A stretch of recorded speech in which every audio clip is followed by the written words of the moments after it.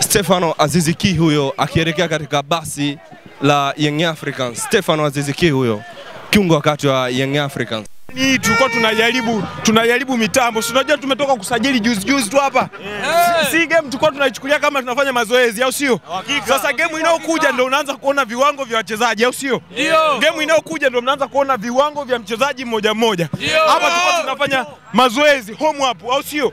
Mmemwona kabisa Aziz Ki, wale waliosema kwamba afungi. Umeona magoli yake, anapasia nini? Goli. Anapasia nini? Goli. Anapasia nini? Goli. Sikia. Kwa heshima na taadhima ya Fiston Kalala Mayele, ndugu waandishi habari, tunaomba kwanza tutetemee.